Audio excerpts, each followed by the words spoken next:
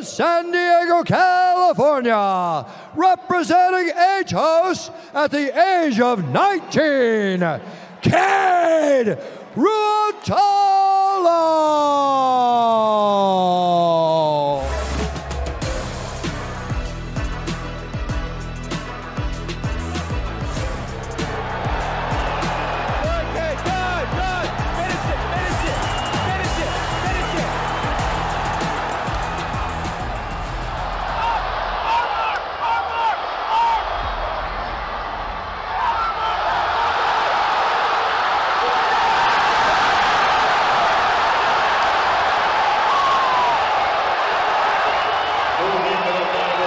Kade Ruotolo. Him and his brother Ty went from being these little kids I would see outside the Walter Pyramid eating Skittles after dominating the kids division to making world-class black belts look like they belong in the kids division.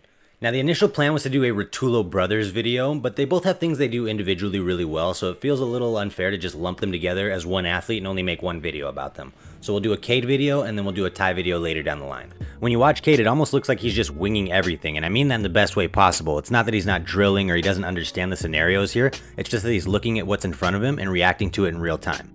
And to be real, most people will never develop this level of situational awareness, but you can still rewatch his matches after the fact and pull things from it that you can drill enough to add into your game. Where Kade really excels is countering reactions, so a lot of his game consists of creating those reactions. He's throwing everything plus the kitchen sink, he's overwhelming his opponent with possibilities, and then he's one of the best ever at navigating your reaction to all those possibilities. It's sort of reminiscent of another set of brothers that had insane levels of situational awareness that Kade and Ty happen to have trained with early on. Now, because so much is happening, if I try to point out every single detail, we're going to be here for hours, so I think it's better to focus in on some of the things that are consistent across different matches. We'll start with the leg pin, and it's a tricky one to break down because it's not necessarily a passing system in and of itself, it's more so a setup to get into different passing systems. So you could use it to get into a knee cut, you could use it to get into a leg drag. The thing that's really interesting to me is that he's able to hand fight while he's passing. So normally your hands are occupied with controlling their legs while you're passing, but if you're able to control their bottom leg with your foot, their top leg with your hand, it gives you a free hand to get that arm that's on the side you're passing to out of your way. The other thing I want to mention is that it prevents his opponent from setting up a guard on him, so he has a free hand and a free foot he can block with, but he has no real form of control with only one side of his body, so it gives Kade this freedom to just attack, and it feeds into that game we talked about earlier of just overwhelming his opponent with possibilities. Now, like I said earlier, we see him pass with leg drags, we see him pass with knee cuts off of this, but realistically that can be replaced with any other passing system. It's just going to be what you favor, but you can think of this as a way to bridge the gap from being separated from your opponent to being in the passing system you want to do. It could be as simple as just dropping down into half guard like this and passing from half if that's a system you like to pass from. And the passing chain he puts together off of that highlights a ton of the possibilities you can do with this.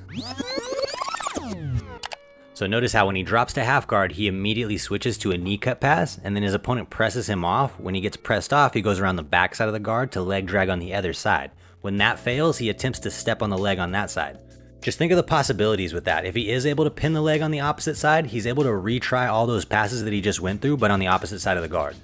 Now, every once in a while, you'll see him switch the foot that he's standing on the leg with. This detail is really important to avoid 50-50 while you're attacking a leg drag. If you were to drag that leg across while leaving your left foot on the outside, it's putting that foot right in between your opponent's legs, and all they have to do is bring it over their stomach to put you in 50-50 guard.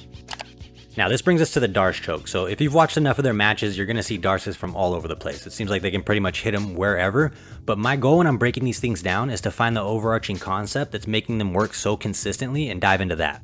As we go through different Darce scenarios, keep the idea of overwhelming your opponent with possibilities in mind, because that's at the core of a lot of the setups and reactions he's trying to get. This is an easy one to understand the concept of creating a reaction. He starts in mount and he purposefully steps off just to get his opponent to turn in and look for an underhook. As soon as they do, he's able to shoot the Darce. Now this is a normal reaction to have. When someone steps off to the side of you, it's easy to want to turn in and look for an underhook on them, so he's just playing off those natural reactions that a lot of people have. I'll let Ty explain their ideas behind finishing it. A lot of people, they like to get super deep and then roll over, which is not wrong. And it gets tight, right? I can squeeze. But the way I like to do it is I point, right? And then this hand, I find the blade in the neck first, right? Okay. And then this other hand comes up tight. So this is what's pulling the blade into the neck, right?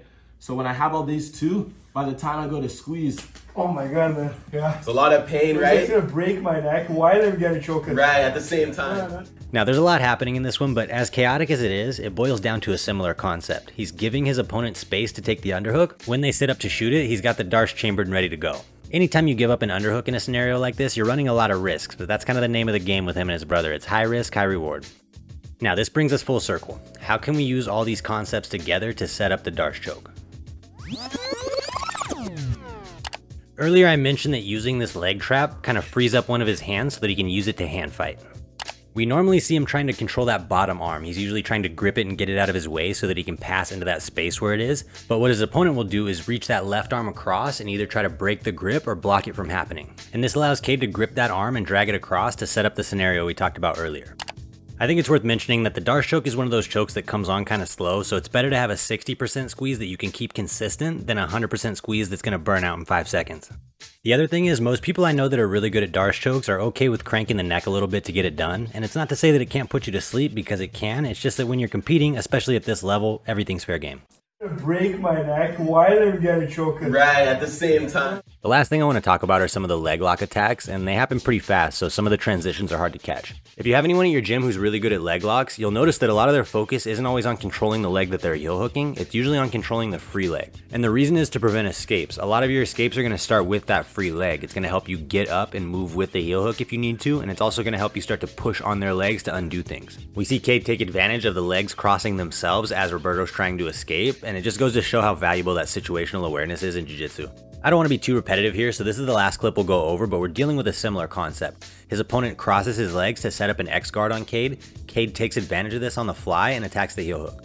Now the theme of this entire video has been overwhelming your opponent with possibilities, and that idea is cyclical in Jiu-Jitsu. When he's attacking and throwing all these possibilities out there, his opponent's constantly reaching things out to try to deal with all the options, and it's presenting more options for him.